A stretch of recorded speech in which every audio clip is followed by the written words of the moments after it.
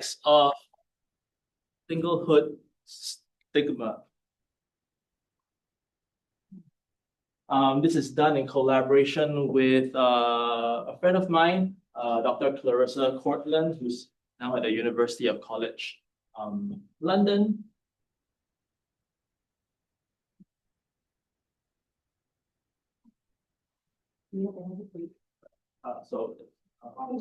Is it the online, the Zoom? Yeah, right. So just to sort of introduce myself again a little more thoroughly, just to give you a sense of who I am and what I'm currently doing right now. I'm an assistant professor of psychology at SMU. So I did my PhD in social psychology at Purdue University, did my bachelor's and master's here at NUS, and I did a study abroad at UCLA. So I'm a social psychologist by training, a social personality psychologist, and I do most of my work at actually understanding close relationships.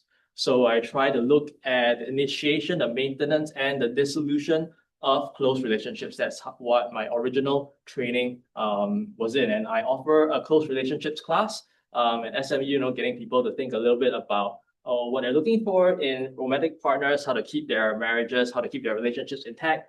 And unfortunately, sometimes my office is crowded with students trying to ask about their breakup. So that's sort of like part of the deal with the doing topics like these. And so what I've sort of done in my own work, if you are interested to know, I've done a little bit about humor and relationship maintenance, things about thinking about the future and how you get you committed to your romantic partner, communication and marital satisfaction, whether you're accurate or not in telling whether your partner wants to break up with you, and some sort of pop culture work they're currently doing right now that's under review.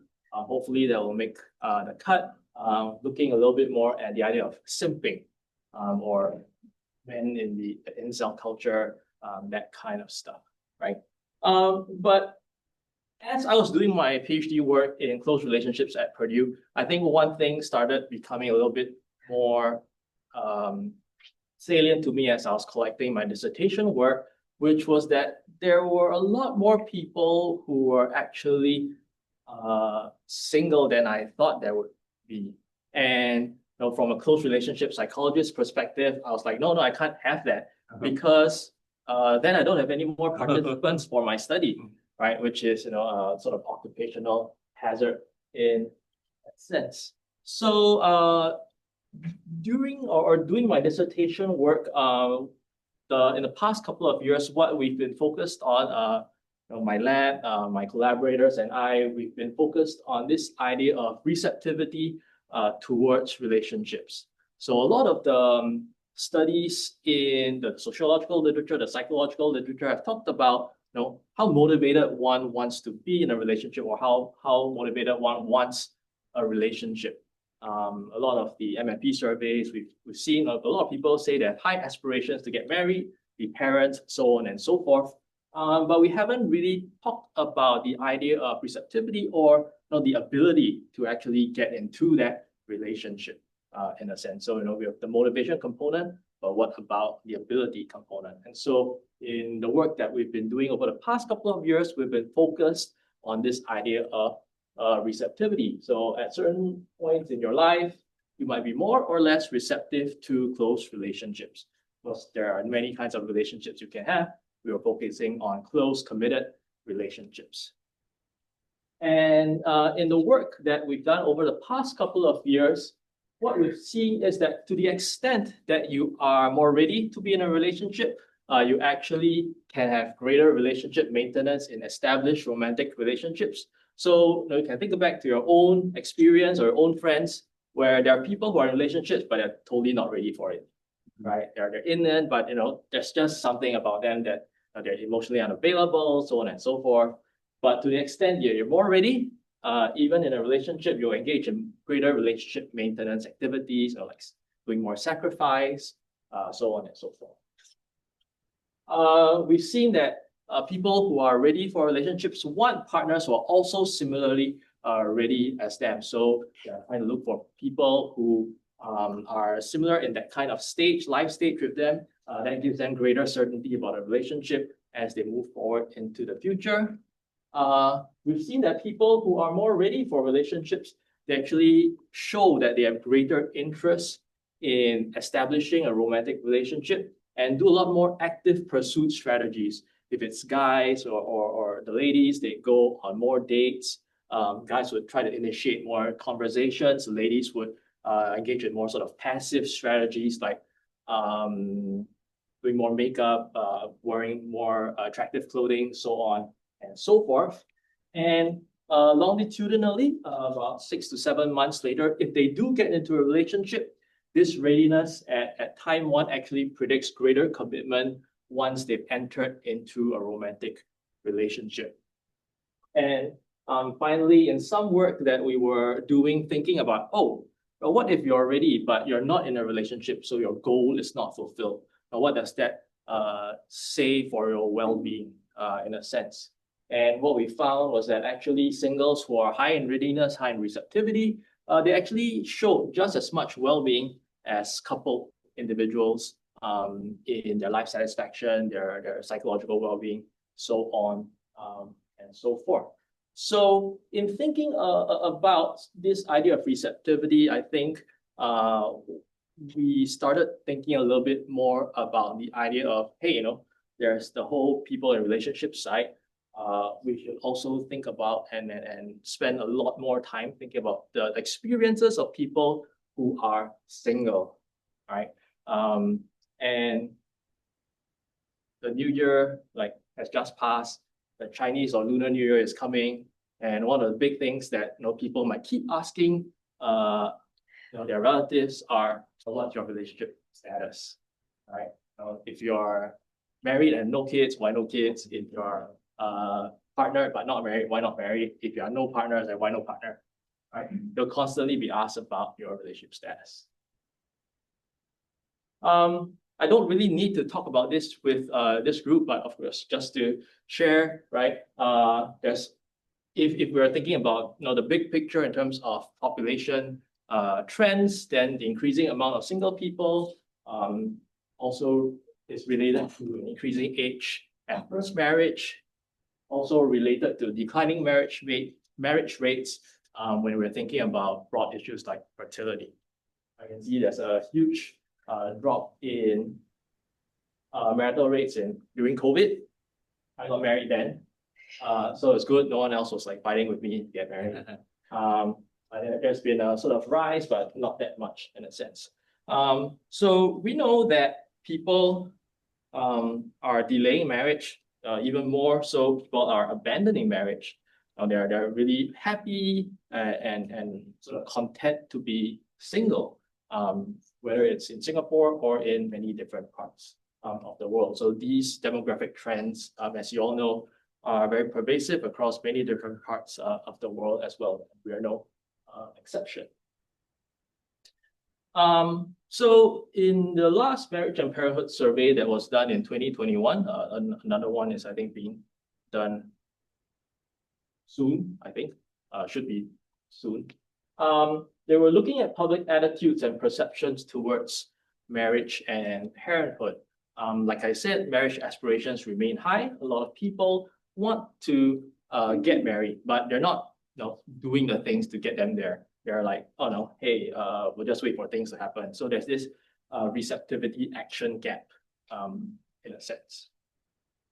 It used to be the case that the fertility gap was mainly attributed to married couples having fewer children, but the primary challenge today we've seen in a lot of the demographic work that's been published here in the national statistical reports, that the primary challenge today really is a drop in the marriage rates in Singapore. What stands out in the data that I've seen, that many are not proactively dating, especially in college kids, college students. 59% not dating seriously, and 41% have never dated seriously before. In some data that I recently just collected a couple of months ago, what we found was very similar statistics to this national survey, where about 40%, 50% of our sample was for 40, all of them were single, and about 40% of them have never been in a relationship before at college age. So I think that's an increasing sort of thing that we are sort of starting to notice. People have no relationship experience at college, which in a sense is not the worst thing, but it's also not like a great thing. Like, you need to actually have some experience if you want to be good at it, in a sense.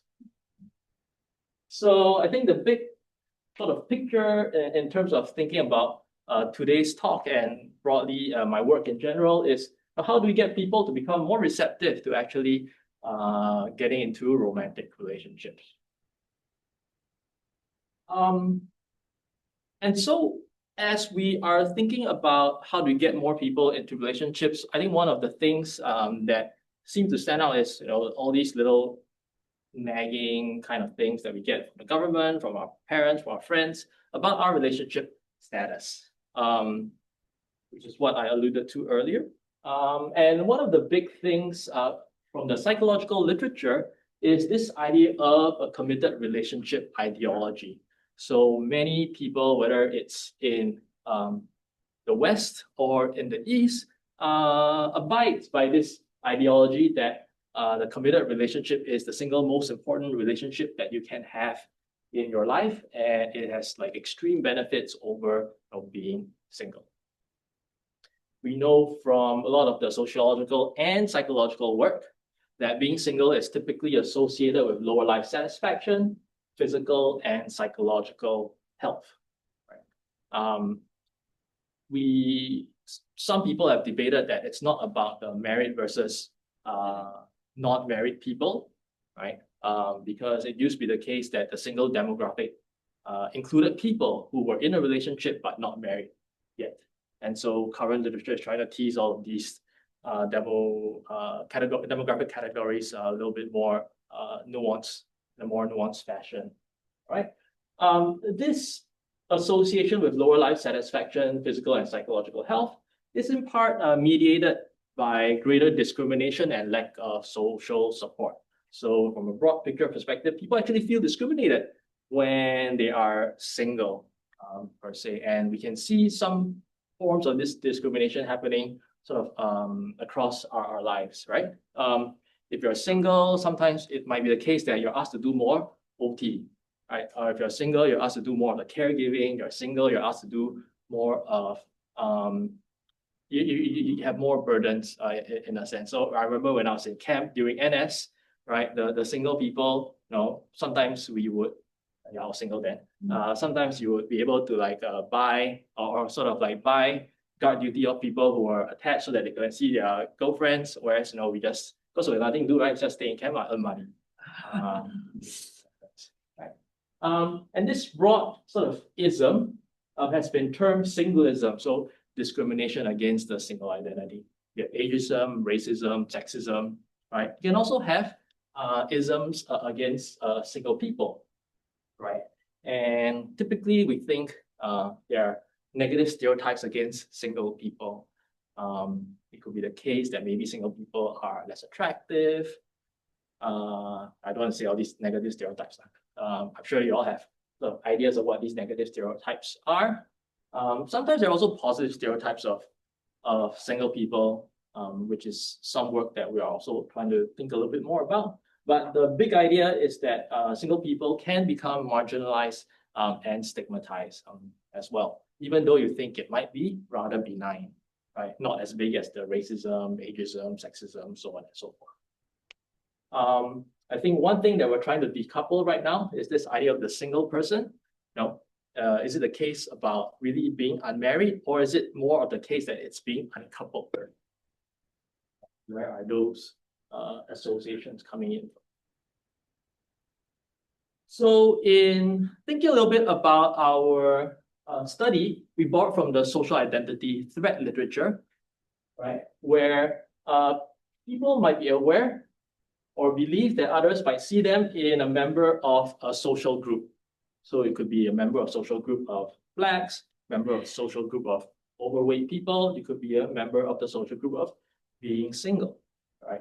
And it's combined with the knowledge of the negative stereotypes and evaluation associated with this category.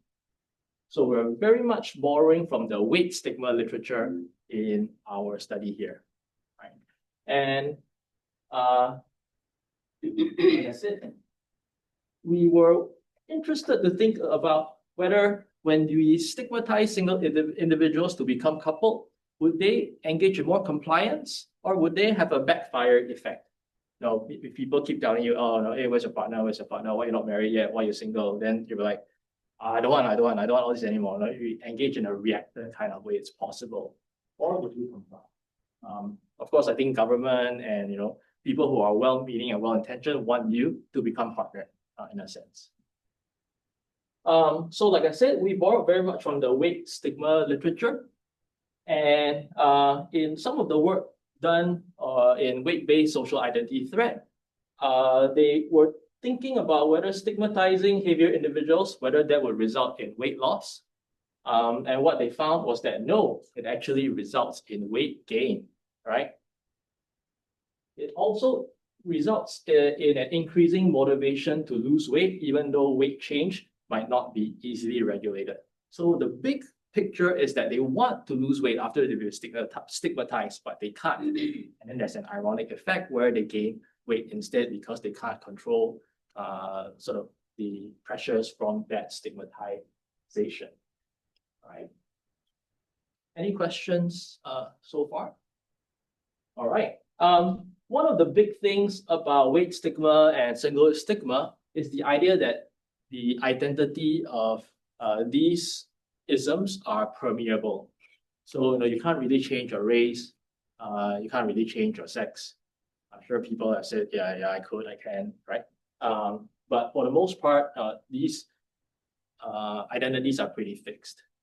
But with singleism and weight, people think that you can change that stigma and you can become partner, you can lose weight, so on and so forth. So this is a big reason why we sort of borrow from this literature.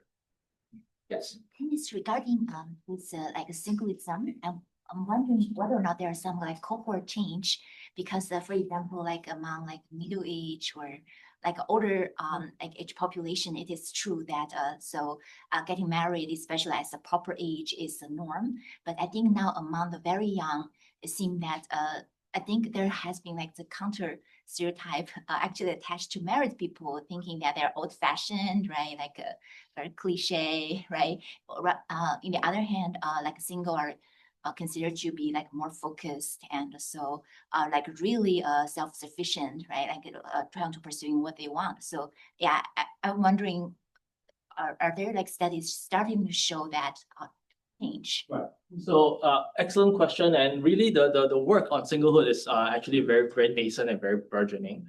What we've seen in the literature is that older people actually report more singlehood satisfaction compared to younger people, and females report typically more single satisfaction compared to males.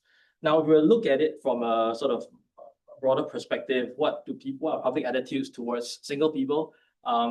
We don't actually know that sort of like answer because I don't think those studies have been done yet in a sense. But I think I very much will agree with your conjecture that people are going to be more accepting of singlehood sort of moving forward.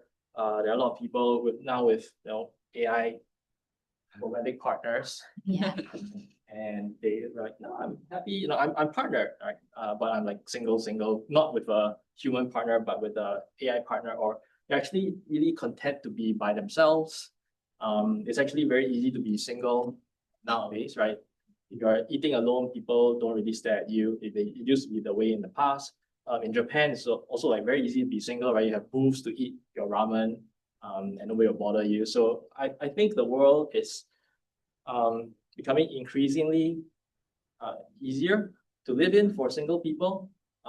Whether that fits into the broader narrative of we want more partners, we want more kids, we want more people who are married, that's I think a different issue. But it is, I think, the case that people are more accepting of single folks moving forward. So I think our broad research question was really trying to figure out what would exposure to single discrimination, single stigma, do to single individuals. Would they be more reactive? Would they be more compliant? So on and so forth. We sort of hypothesized that when they were exposed to such sort of discrimination or stigmatization, that there would be singlehood stigma concerns that would arise from that exposure. So concerns about devaluation and mistreatment due to singlehood status. So these concerns are being raised as that identity is being elicited. So we think that it increases the motivation to try and escape and avoid future stigmatization. So what this means is that they actually want to get into a relationship. They're more scared of being single, so on and so forth. But because they're sort of put under this stress from the single stigma concern, oh, now they're being devalued, they're being mistreated. A lot of this might be cognitively quite pressurizing and quite overloading. Not a lot, but more than usual. It actually decreases the self-efficacy to control one's relationship status. So you think about, oh no, am I really not attractive? Or what really can I do? How come I haven't been able to find someone yet? This really is a lot of pressure for you, and it feels like it feels negative. So there's a lot of negative emotions and stress that come along with this.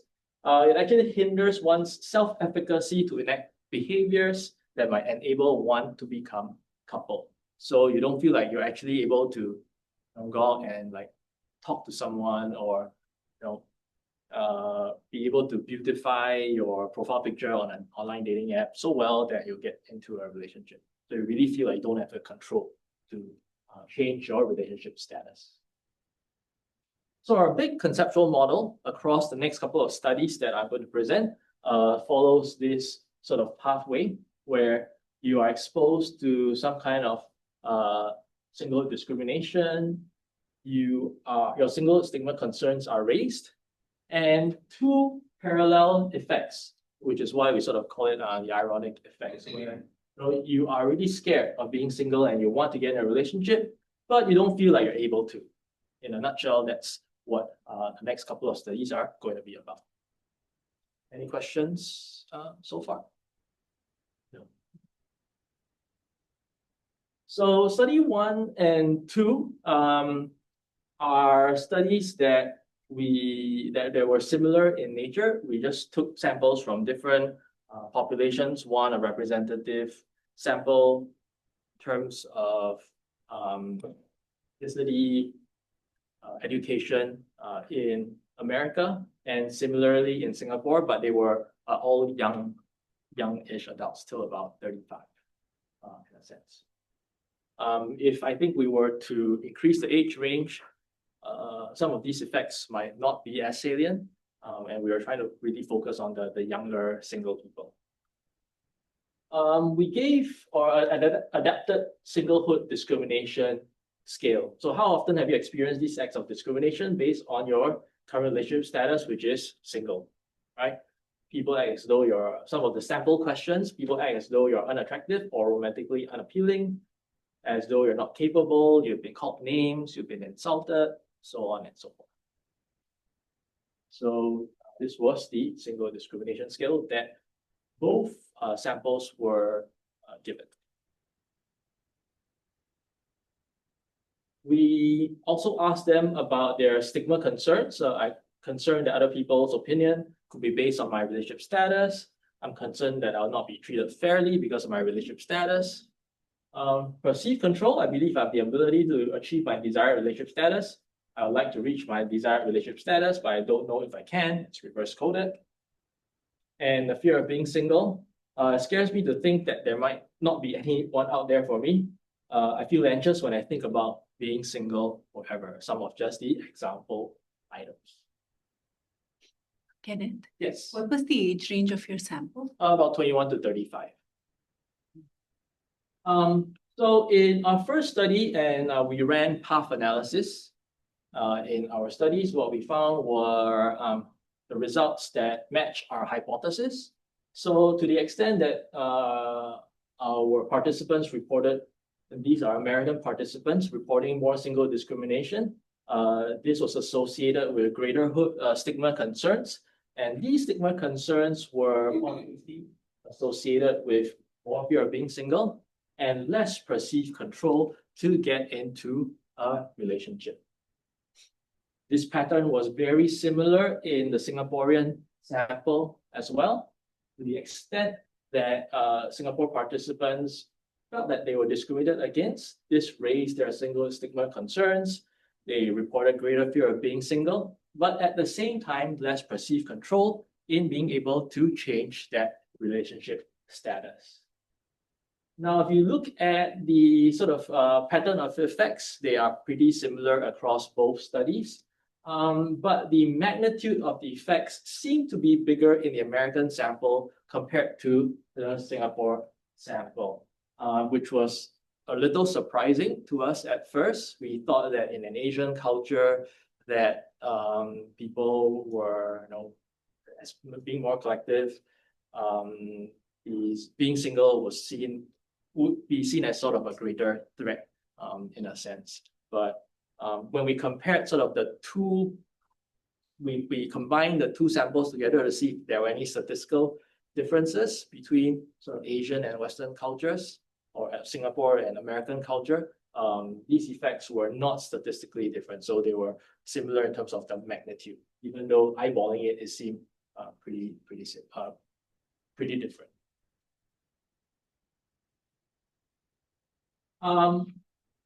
So our first two, yes. So your study 1 and 2, have you tested the direct relation association between singlehood discrimination and say fear of single? Yeah, and so these were all fully mediated by single stigma concerns. So there were no sort of any more direct effects to perceived control and fear of being single. They're all fully mediated by single stigma concerns. Thank you for the question. And sort of just a sort of big thing as well. We thought that there might have been gender effects. Women might report more discrimination or based on their single status, but we actually didn't find any gender differences in our results. Sorry, Kenneth, one more question. Sure. So just what were the kind of control variables that you had included in the analysis? And curious to see if there was any interesting result there. Right. So I think we typically we put our usual demographic controls in there, sort of like age were pretty restricted, but we still put it in. We had the socioeconomic status. We looked a little bit at ethnicity, see if there are any sort of like changes. Actually, I think those were the big ones that were in there.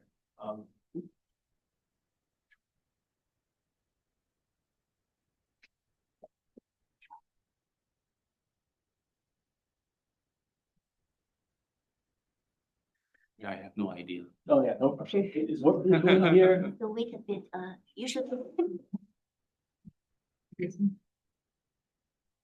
Yes, sir. I'm also wondering whether you have added any measurements on appearance or like, well, men's height or this kind of. We did not collect things like physical appearance or men's height, which is an interesting thing. In some of our other studies, we did collect because we were looking at some other things, and there actually was no effect in other studies as well. So, but that's an interesting question. In these studies, we did not have appearance or height. Yeah, but some other sort of when I was talking about these studies to other folks, they sort of suggested to include things like physical characteristics, which will control other studies. What do you want the data? How did you know? So for this, it was all cross-sectional studies.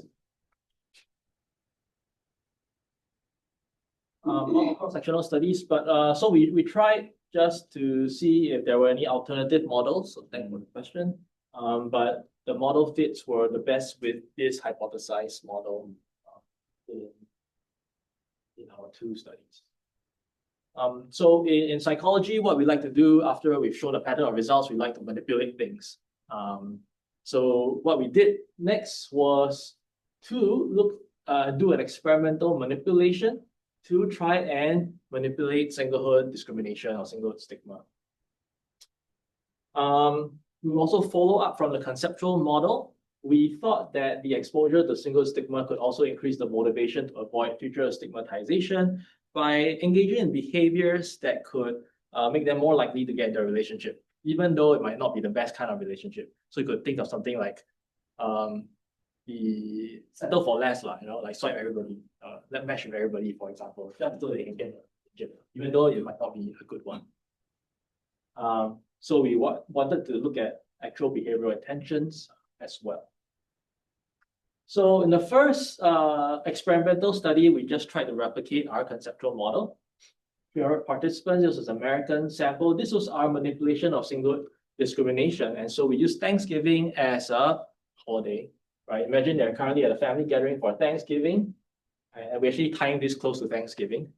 One of your relatives strikes up a conversation with you and asks if you're currently in a romantic relationship. On finding out about your relationship status, they ask why you're still single and talk about how your other cousins are already attached or married. Some experience that we might all have had some encounter with. And the control condition was one of your relatives strikes up a conversation with you and asks about your current job and how you are doing in general. So you can see that this is very much focused on your relationship status. This was just more general in nature. Those were our two conditions. So we had a successful manipulation. We found that that is positively associated with single stigma concerns. And again, it replicated our effect where there were greater fear of being single and lower perceived control. There were again no direct effects. In the experimental condition, there were no direct effects to fear of being single, but there's actually still direct effect to perceived control. So that was something a little bit different in our experimental study. In study 4, we just added a couple more variables into our model. We looked at negative affect as well as motivation to avoid being single. So you're scared, and so what are you going to do? So in this bigger model, we found that single discrimination, the manipulation, the same manipulation was associated with stigma concerns. These stigma concerns are related to greater negative emotions. These negative emotions then make you feel like you don't have much control over changing your relationship status. On the other hand, the extent to which you are motivated to avoid being single, this makes you more fearful of being single. Any questions so far? We just tried to extend the model in our studies. All right. So these 4 sets of studies, only one of them was a sort of Singaporean sample. And so in our next study that we are going to do or intending to run, we are trying to again replicate this sample replicate these results in a Singaporean sample, but we're going to change up the control condition a little bit. On the one hand, we're going to keep to our experimental manipulation. Think about Chinese New Year, or think about a gathering, family gathering, and then you're being asked about your relationship status, versus a more blatant or structural form of discrimination that we find very salient in Singapore, which is those single folks are not allowed to have their HDB flats. And so we're going to try and contrast this more structural form of discrimination versus a more psychological / subtle form of discrimination and see whether these results replicate or not. So just to wrap up a couple of things that were found in our study, we found that there were potential ironic effects of single discrimination. You feel anxious about remaining single, but actually perceive little efficacy in changing that. And so, if you're to think, so nowadays what I do is I actually stop asking about people's relationship status. It's found very salient to me. Although I was in a meeting one day and they were all relationshipy folks, and whoever new came in, they were just like, "Are you attached? Are you attached?" I was like, "No, I can't do this." So it's quite interesting to me that people, they'll say, "Oh, this is their occupational hazard. That's why they keep asking about their people's relationship status," and no longer do that. Similarly, I don't ask people about their fertility status, their marital status, so on and so forth. We tried to experimentally manipulate singlehood discrimination.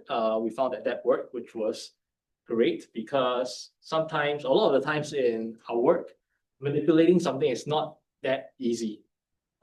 We try to sort of have many trials before we successfully are able to change certain parts of people's mindsets. And so we got quite lucky, I think, with this one. In other studies that we've done, we've shown that there is a moderation by age. So older folks are less, older folks don't have that much more stigma concerns compared to the younger folks. There's something that we haven't tested, but we do think that it might be possible that these stigma concerns, there might be a curvilinear effect where it's most salient at the sort of like late 20s, early 30s kind of age. And after 30s, you're like, yeah, whatever, I'm single, yay.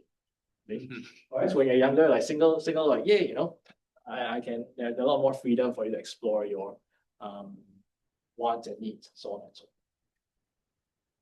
forth. In sort of future studies, we're probably wanting to look at single discrimination beyond just your relationship related variables. But like I said earlier, how does that relate to overtime, caregiving concerns, burdens, so on and so forth, which are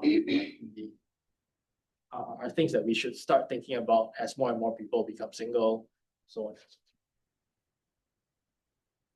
on. I said earlier that we wanted to manipulate psychological versus structural forms of single discrimination. If folks have any sort of thoughts about that, want to talk about that more, I'm happy to chat. Currently, we're running a study, just a short 6 month study looking at longitudinal effects of single discrimination. And so some of these experimental conditions show that, hey, you're more likely to try and settle for less. But is that really true? Are you really going to settle for less? Are you going to choose someone who's like not so good? And then what would that entail for your relationship moving forward? Would you actually be in a not so good relationship, or could you make it work? We don't really know that. Things that I've been thinking a little bit about, in broadening the literature is, should we engage in more public education to normalize singlehood, or have a more bigger safety net for single people in our policies? Now there are no safety nets for singles at all, right? If you're single, there are things that you can nominate your partner, but your sibling, let's say you're both single, it's very hard to engage in like public health for those kinds of things to happen. So there's a safety net we can think of for single people moving forward. How could we encourage or nudge singles to become couple? We know that we shouldn't be telling them to become couple, right? So what can we do? Should we make it even more difficult to be single? I don't know if that's the right thing to do, but perhaps some people are thinking in that direction now. Less housing priority, so on and so forth. Right? Perhaps it might be a counterintuitive proposal where you want singles to thrive, or everyone to thrive. And if single people are thriving, then perhaps the next step for them is actually like, hey, find a partner, because it's like the next best thing to do, right? Of course, there might be some people who are like, okay, I'm so contented with being single right now, let's keep the status quo. And I think one of the things that we are thinking of is what can actually get people to take the next step versus stay same.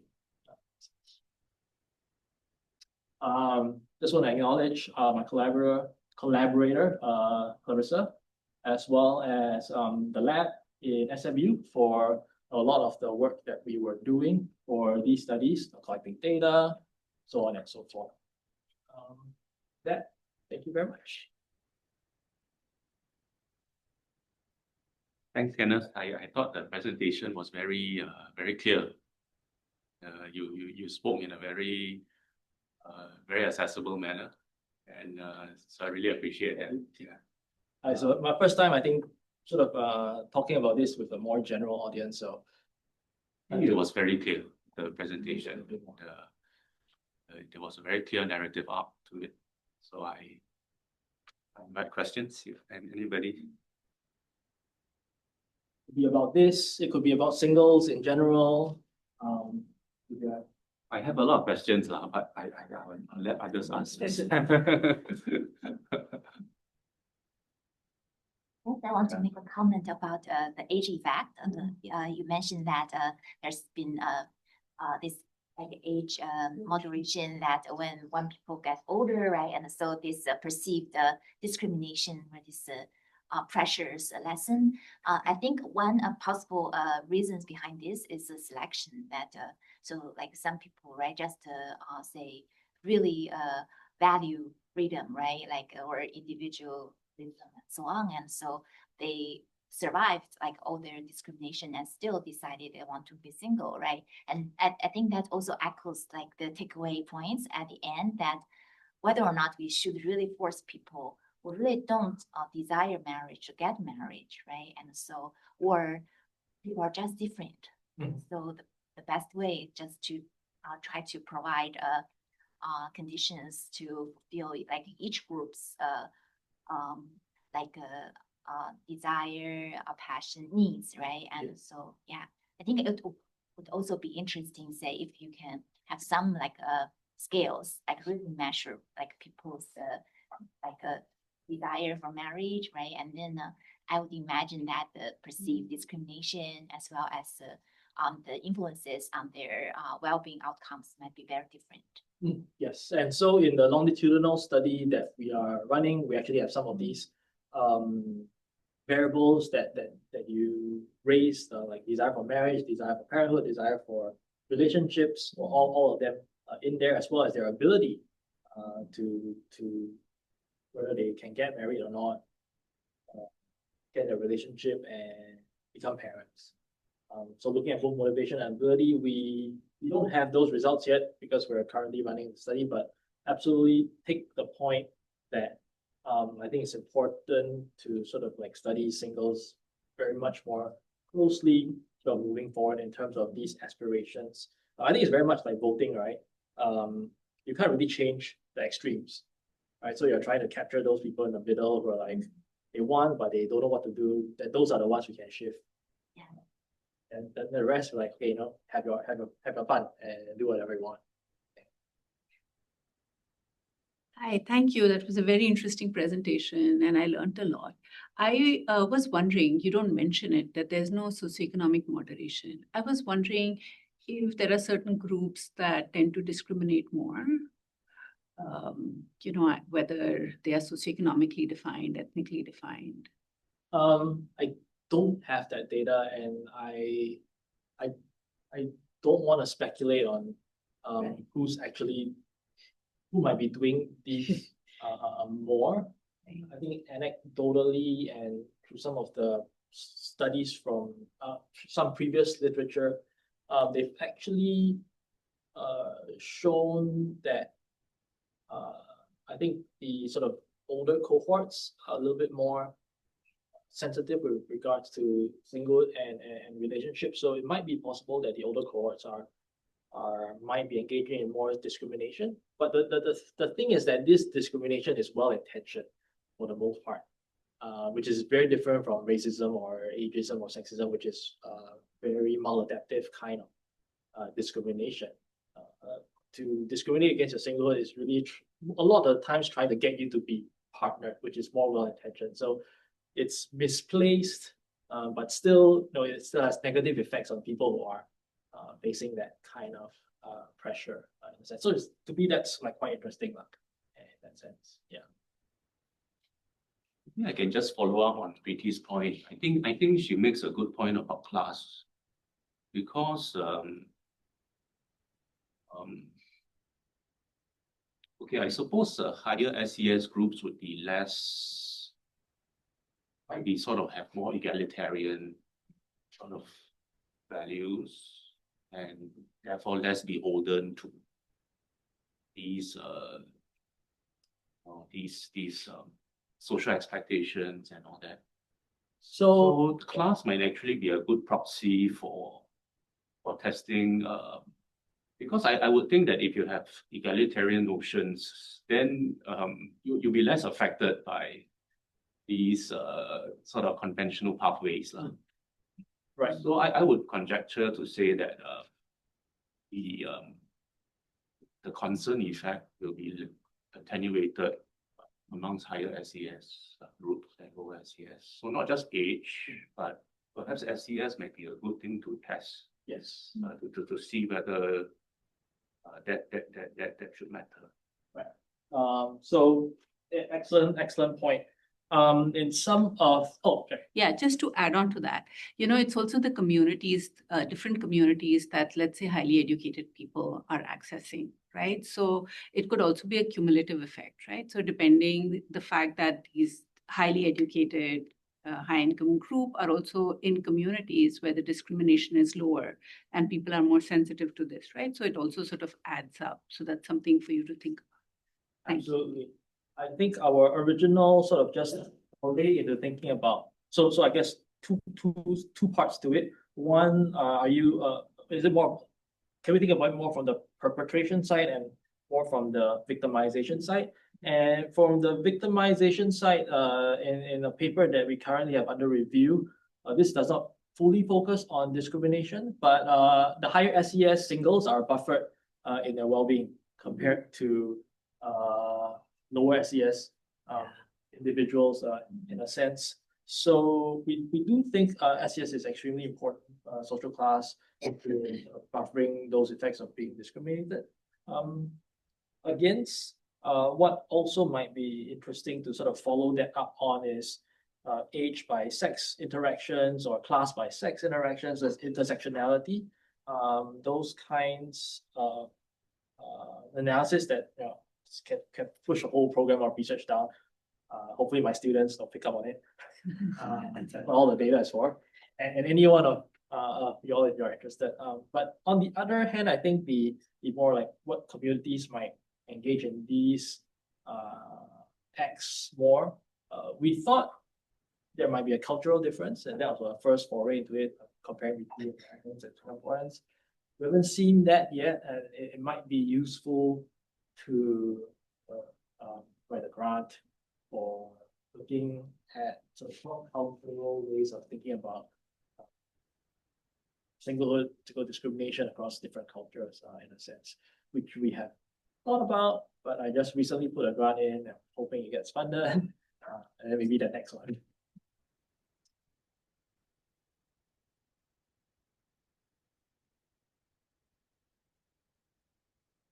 Question in general, it could be about relationships. I'm happy to talk about that too.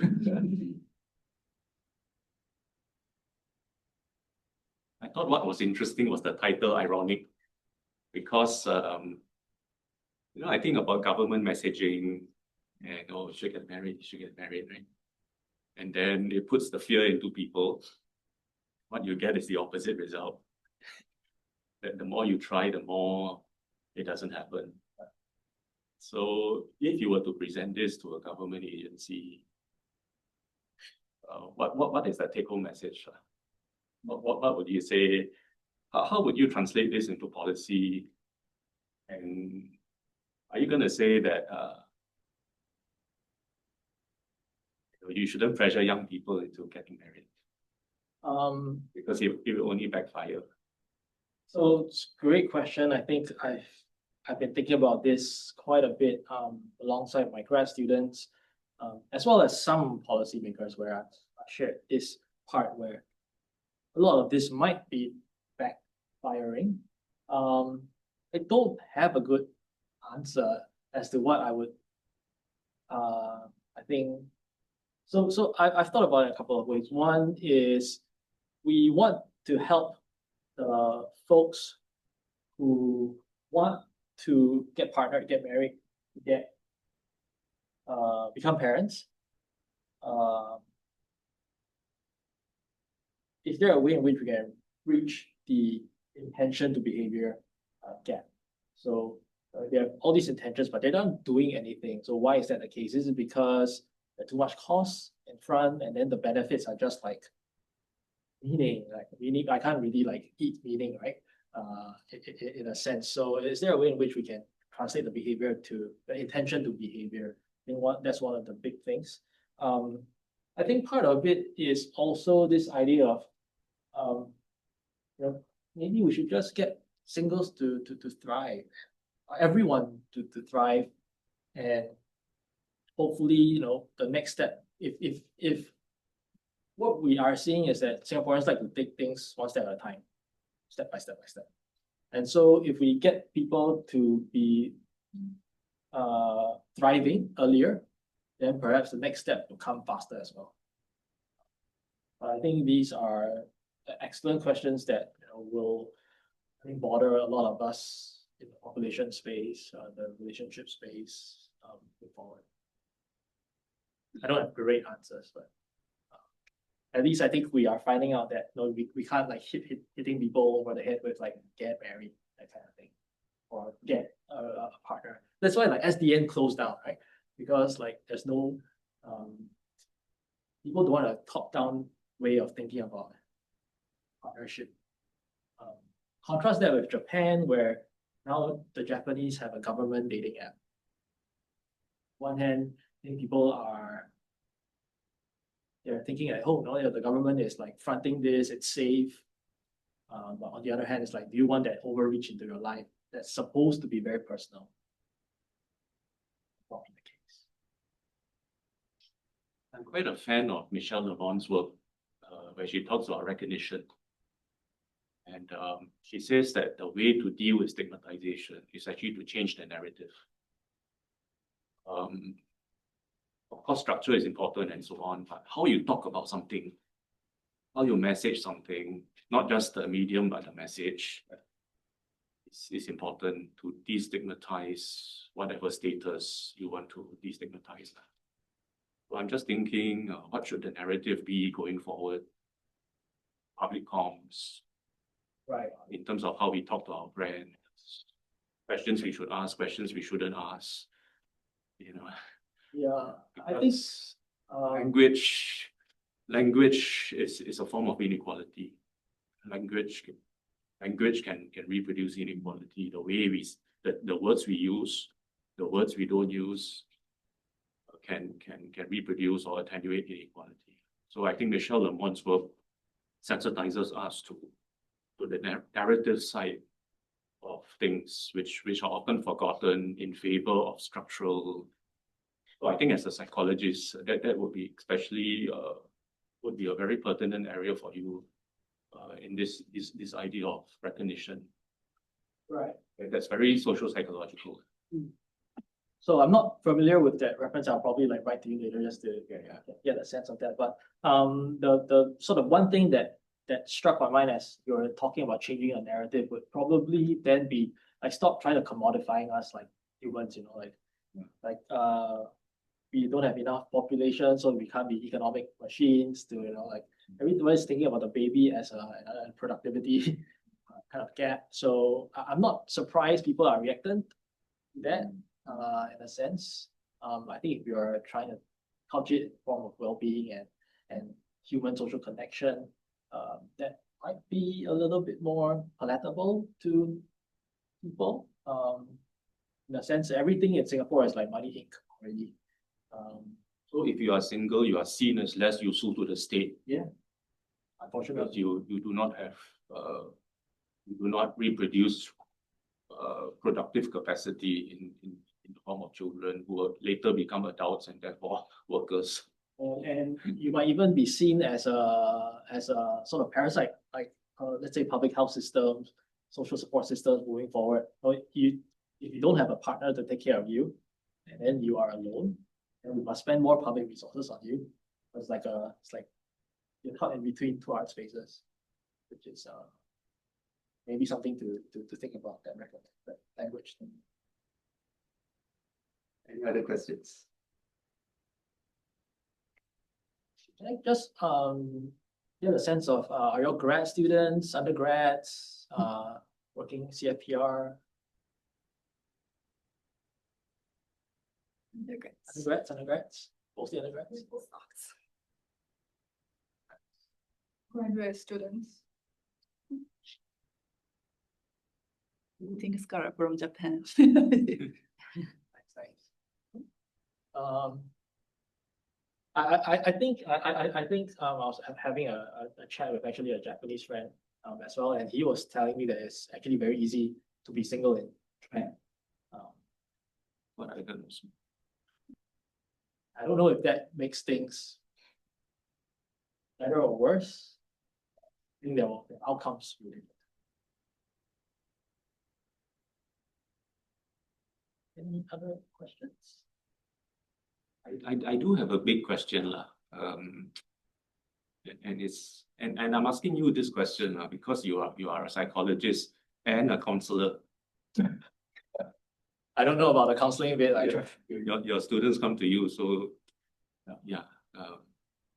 So I would like to ask a counseling question. Yeah, if you could turn to the slide before.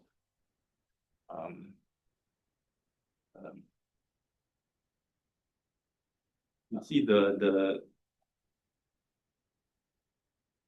okay, so the source of all our troubles is really this thing here. Really this line here. We allow it to stick to us, right? It's because it sticks to us, we are concerned about it, therefore there's fear, therefore there's disempowerment. But the root cause of it is really that we've allowed it to stick to us. So you're discriminated and it hurts you, right? You feel it, so you're concerned and it's positive. My difficult question to you as a psychologist counselor is it's a question for all of us, which is that how can we learn not to care what others think of us? You see, it's precisely because as humans, we are very concerned about what others think of us. I think it's a human condition thing, right? What we say, what we do, the grades we get, our looks, our job, our PSLE score. We are very concerned about what others think of us, whether we dare to say it or not. We are very concerned about others' view of us. Right. And that's why the line there is so strong. You have any words of wisdom? Teach us how not to let others' opinion affect us. Allow it to be water off our backs. Right? Someone says here, why are you single? Then you say, then you basically are thinking to yourself, so? And you're happy. Yeah, but the problem is that we care what others think. It's almost like a human instinct to care what others think. So is that our fate? Or do you have something for us to tell us how to cut off that line? If you cut off that line, everything is okay already. Right.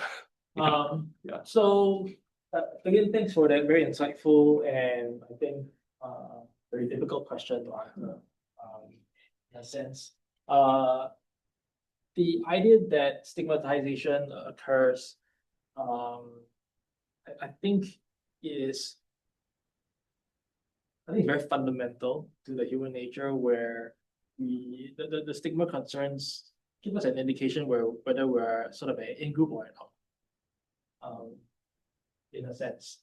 So typically there are a couple of ways in which I think from intergroup perspective, some folks may say this is how we should go about it.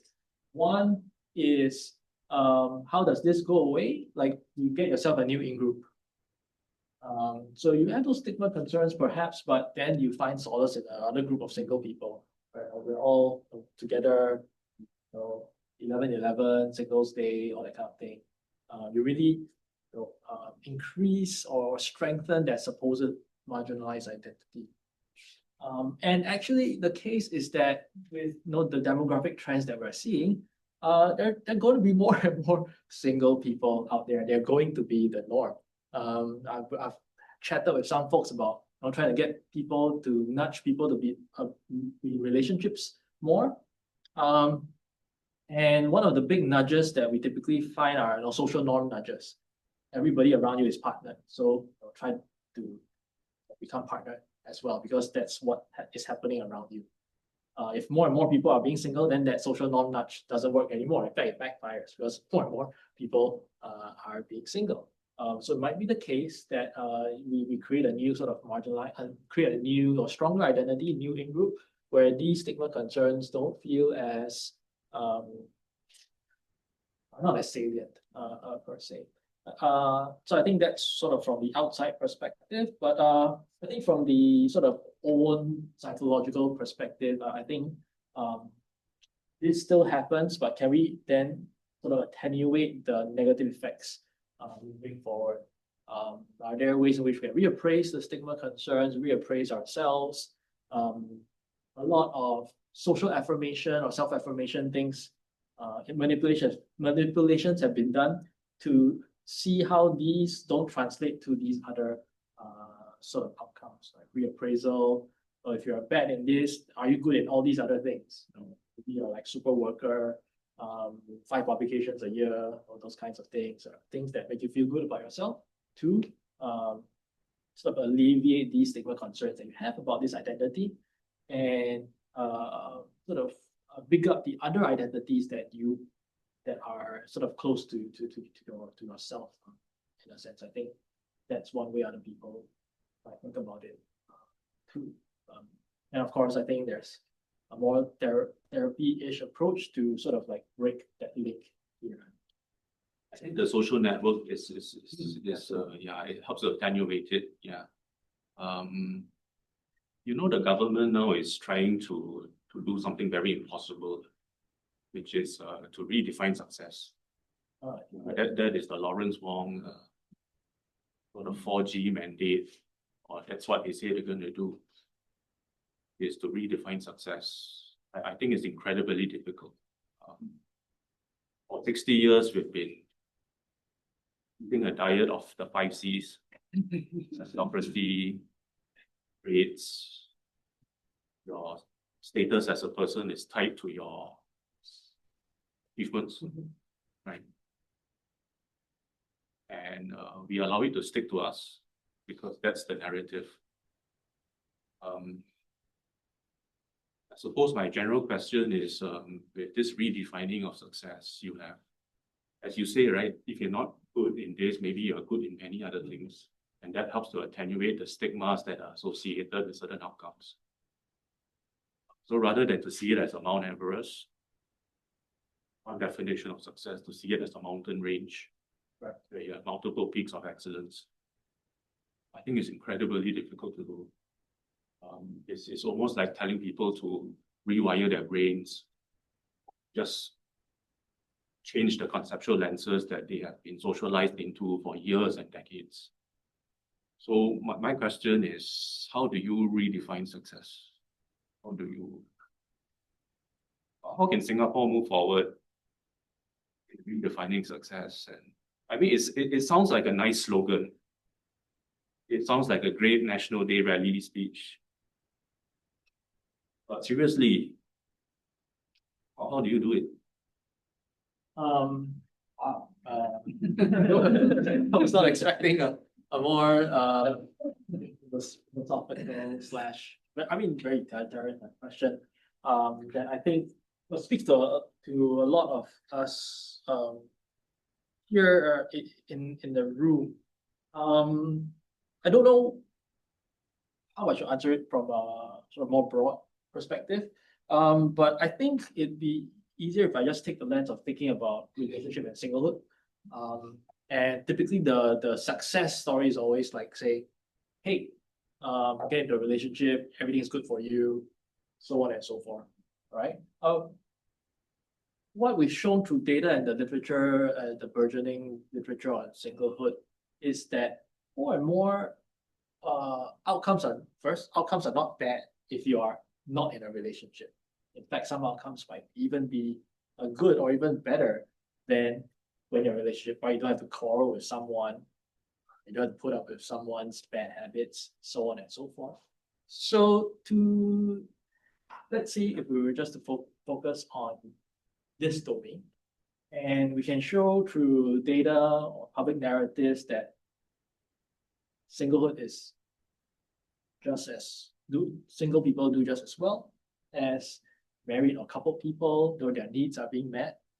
They success in different metrics, or maybe success in the important things that matter, like well-being, occupational outcomes. Now, what I tell my students in class, because I do want them to get in relationships, even though I shouldn't, right? Is I tell them, and that's what the literature shows, is that if you have a partner who is conscientious, this actually has prospective effects on our job success, promotion, likelihood, income, so on and so forth, because we want to emulate a partner, we outsource our burdens onto our partners, so on and so forth, trying to make things concrete. But I think invariably, people are thinking that being in a relationship is like super costly. So I think at least in this domain, what we've seen is like the narratives are changing like super quick. What used to be defined as success is no longer it. We can do maybe the same, like I don't feel like it because pay is so important, jobs are so important. But maybe well-being and meaning, maybe more of those nebulous things. I don't know. But at least in this domain, I think what we've shown is that at least through data, that being single is not that bad. Well, not bad at all. Yeah, I'd like to sort of take a stab at it. So I've thought about this question. How do we bring about a change? And so as a parent, I think that's one place, right? So if we work with parents and sort of change their notions about what success means, I think is really critical. And similarly in schools, right? For the teachers to actually believe in that. The thing is that even the teachers are steeped in this narrative, right? So it'll be a very gradual process. And I think caregivers have a big role to play in that. And so it's, I'm not even thinking about the current generation. I'm thinking about, the younger generations in Singapore where this change can come about. Also, just as us as professors, right, acknowledging that I hate grading, and particularly in this country, because the grading has much more profound implications than they have in other parts of the world, right? I have seen that, right? Because the grades are internalized. And so, for us to always add that little note, hey, you got a B minus, but, there was this to like, but this is how it could be improved, right? And so, and have that conversation in the classroom with students, we are approaching this in different ways. As long as you do your work ethically, try to think about this, right? And so this is how it can happen. And I think this is a good place to start, right? For a leader, an elected leader, to speak about it openly on different forums. I think that's just fantastic. It's lovely to see, as somebody who's only observed the country for 10 years, right? To see the change that recognition will come about, I think. And honestly speaking, I think that's a solution to the declining rates, marriage and fertility. Because we need more fundamental solutions. And those are solutions because you're seeing whether or not the singles are reactive to the pro-family, pro-natal policies. I think it's not necessarily like reactive. It just like considering like all other goals in life, all the required tasks in life is everything provided is just too minimal. But this redefinition of success is a fundamental solution that if we really redefine that definition, and so well-being is redefined, and then our tasks, right, requirements are redefined, I think people may reflect on like the meanings of many options in life. Yeah, but of course, how to... It may have an impact on partnering too, right? If people are less stressed about grades, right? They are thinking about, other avenues, have the time to date. Because young people now, they have lots of information. they think about multiple internships, right? We all have witnessed that. Like they're just moving from one internship to another. So they're finishing work here, then they're moving on to internship. Where is the space? What do the young people think? Yes. You want to? Yes, I think that's really important. Honestly, I think it's very weird because like getting in a relationships when you are young is kind of taboo among like parents and schools. Right now that we choose to remain single, then there is a stigma on us. That is like very weird, yeah. It's absolutely the case, right? Like from, let's say, poly, JC, you're not supposed to have a Yeah. partner, and then suddenly once you hit uni, you hit like 18, 19 years old, like you're supposed to find a partner, but you never had that experience before to even find one. What also like is very striking to me is that there are no young men in the room. Older men. I thought there would be more guys. It's the start of the semester. So otherwise, maybe we would have had more. But I think it's interesting to me. It seems like there's a gender gap or gender difference. We've not been able to see in our data, but like anecdotally, like it feels like there's a difference in how the guys and ladies and the gents think about singlehood as well. I mean, we know demographically, right? So historically, I say historically, I've not updated my demography slides in a while, so can't really say. But we know that singlehood looks very different in Singapore for men and women, right? So women, it's the higher educated women who are remaining single, right? And for men, it is the less educated men who are more likely to be in working class jobs, right? So because they are such different groups by gender, right, then the approaches will need to be different too, right? So Actually, I'm curious, like, are there any demographics of who are the one imposing these stigmas? Because there are some people who choose to be single by choice, and like people approve of that. But there's also people who like have not been into any relationship despite being one, and people who choose to be single after like repeated failed relationships. So are there any differences in the effects of stigma? So great question. In this set of studies, we don't have that demographic variable, but in the studies that we're running right now, we are looking at some of these things like past relationship history, voluntary or involuntary singlehood, and to what extent do these sort of demographic variables change stigma concerns in a sense? Because you're absolutely right, where there are people who I just want to be single, and that's fine, and I don't feel concerned at all. Or it might be something implicit that they don't really know. I think that's another measurement thing to talk about. But people who have like really bad histories, for example, it makes sense to just be like, I don't want to deal with that trauma anymore. And that's fine. Then the way to sort of help them is to get them to therapy through more different approaches in a sense. But I think you're right, and we've started thinking about this a bit more.